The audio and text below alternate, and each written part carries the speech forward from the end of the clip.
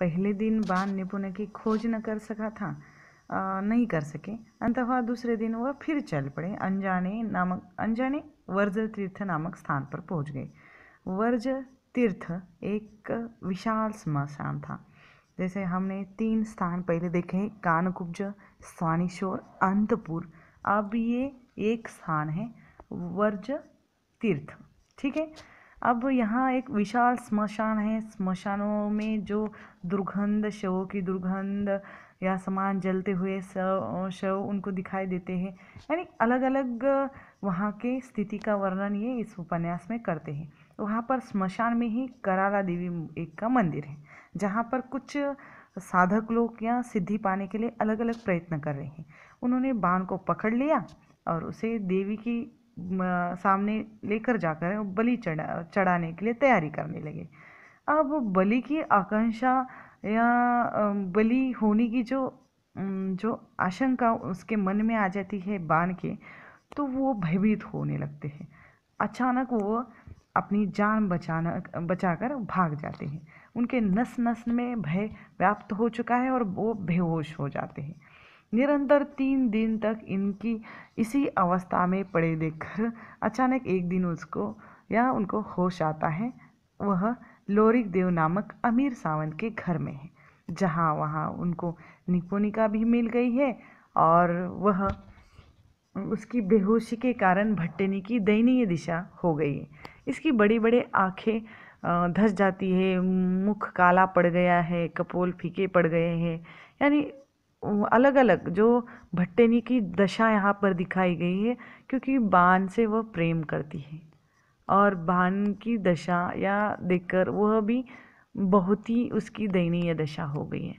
अब इसका भी वर्णन इसमें आता है। सामंक लोरिक देव ने बाण की परिचय या खूब ध्यान रखा और खाने पीने की, दूध दही कभी कमी नहीं पड़ने दी। महामाया भी वहाँ पर है, शक्तिपीठ को चली गई, फिर बाद में निपुणिका भी ठीक हो गई। ये सब अब हो जाता है।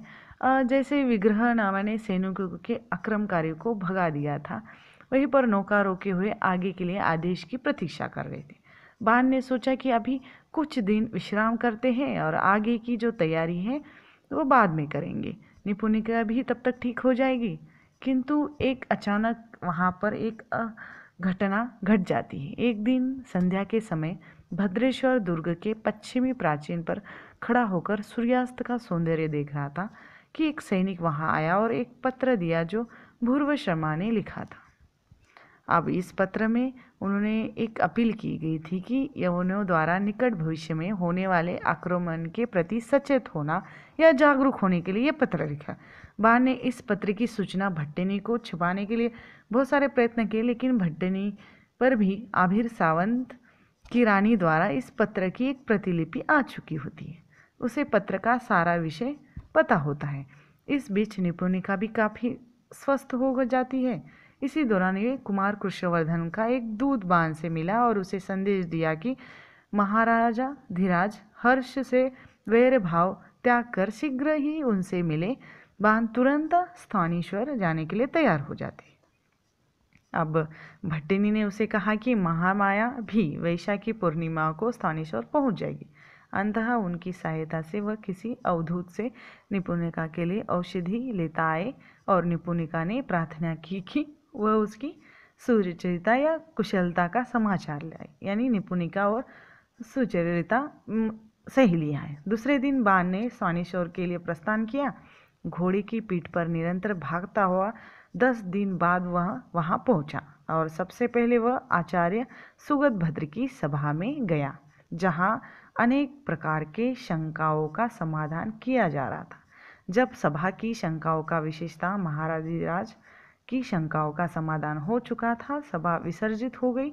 उचित अवसर देकर बाण आचार्य पाद की सेवा में उपस्थित हुए। दूसरे दिन बाण महाराधिराज हर्षवर्धन की सभा में पहुंचा। जब महाराज ने उसका परिचय कराया गया तो उन्होंने तिरस्कार भरी दृष्टि से एक बार बाण की ओर देखा और फिर मालव राज के पुत्र की ओर मुंह करके कहा। अब क्या कहा? यह परम लंपट व्यक्ति है। अब ये वाक्य सुनते ही बाण को बहुत गुस्सा आता है और राजा के प्रति आक्रोश भी बहुत होता है और वह चुपचाप ये बात सुनता तो है, लेकिन अपनी अवज्ञा समझकर वह उसके संयम का बांध टूट जाता है और राजा को संबोधित करता है कि हे चक्रवर्ती राजा, क्षमा हो, लेकिन आप इतने बड़े राजा होकर एक या पक्षपात कर रहे हैं। किसी को ऐसा आप नहीं कह सकते कि वो लंपट व्यक्ति। किस अधिकार से आपने लंपट कहा? या मेरा गोत्र, मैं किस वंश से हूँ, या मेरा दोष क्या है जो आपने मेरे बारे में किसी से सुन रखा होगा, इसीलिए आप मुझे ऐसा ऐसा आप मुझ पर आरोप कर रहे हैं, मुझे ऐसा आप अपराधी सिद्ध करें। ऐसा किया नहीं जा सकता। और वह फिर बात को वहाँ पर राजा साहब क्या करते हैं, वहाँ पर लिपटाने की बात करते हैं, लेकिन बान अपना निर्भीक रूप से मत वहाँ पर रखता है और उसे थोड़ा दुख भी है कि भाई मैं आहत हुआ हूँ। बान जब राज्यसभा से बाहर हो जाते हैं तो अपने ही मन मन में विधवा की भांति दुखित हैं, विचारों के भीषण चक्रव्यूह में फंस जाते हैं। सूर्यवती की याद आती है, वह उसकी कुशलता पूछने के लिए उसे मिलने का सोच लेते हैं। अकस्मात उनकी भेंट ऐसे नागरिक से होगी, अनजाने बिना पूछे ही सुचरिता के विषय में बहुत कुछ कह देता है। बान के लिए यह पर्याप्त था कि कानकुब्जों वालों में सुचरिता को कोई प्रतिष्ठा न थी। वे उसे ढोंगी भिक्षु से अलग ही मान रहे थे। अब ये कहानियाँ चल रही थी राज्य में। वैसे उसकी गान एवं नृत्य विद्या के कारण वहाँ प्रत्येक नागरिक सुचरिता से परिचित था।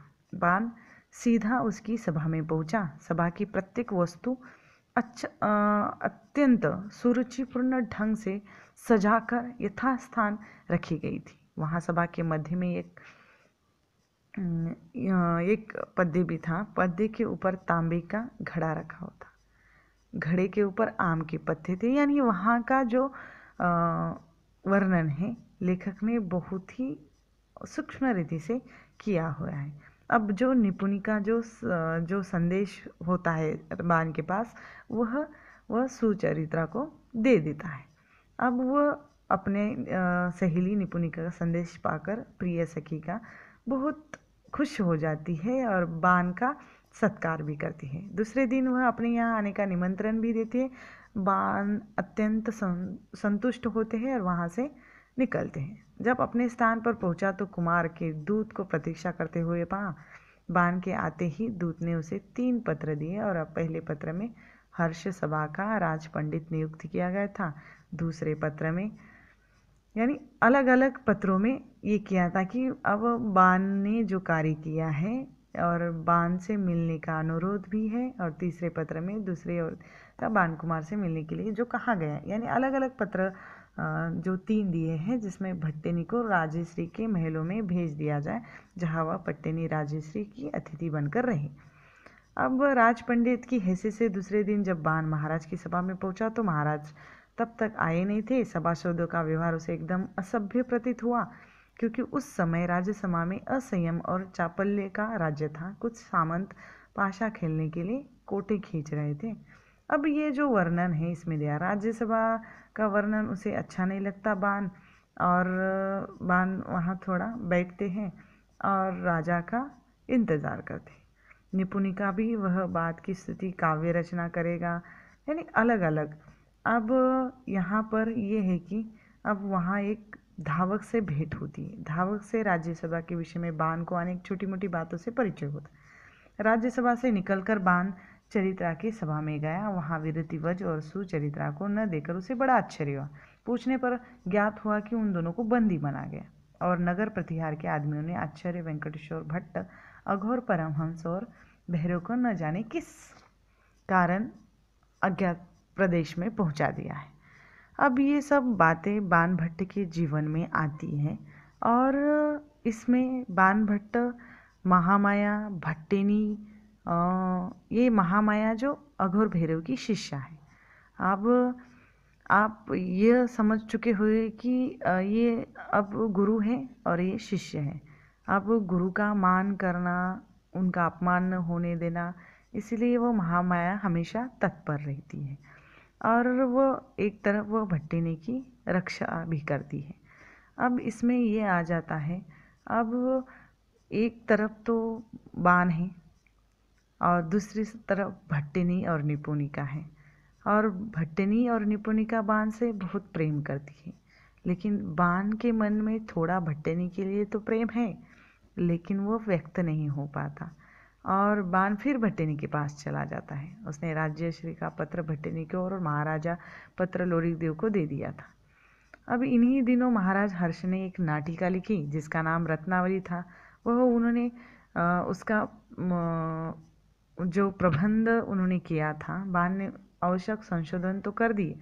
अब इसमें ये थी कि अलग अलग जो पात्र थे उसमें वासवदत्ता की भूमिका निपुणिका ने की और हर्ष शोक या प्रेम अभिनय से वास्तविकता उसमें थी, और राजा जो थे उस नाटिका में उसमें बाण बन गए थे, और रत्नावली और चारुस्मिता ये अलग अलग वहाँ के पात्र थे। अचानक वहाँ एक दिन वहाँ पर निपुणिका की मृत्यु हो जाती। अब मृत्यु से बाण और भट्टिनी दोनों को अपार दुख होता है।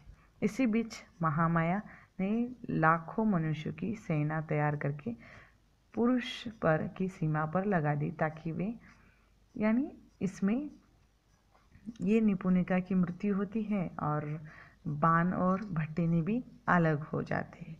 अब इस जो उपन्यास में दिया है यहाँ तक है कि एक बार आचार्य भारूपाद की आज्ञा को टालना बाण के लिए संभव नहीं था। अंततः वह अकेले ही पुरुषपुर को जाने के लिए तैयार हो जाते और उसी पर वह लौटने की जो शीघ्रता है, भट्टिनी कहती कि शीघ्र लौट जाओ, किंतु बाण को लग रहा है कि जैसे पुनर्मिलन यहाँ पर असंभव है और पुनर्मिलन हो ही नहीं सकता। यहाँ पर यह उपन्यास समाप्त हो जाता है।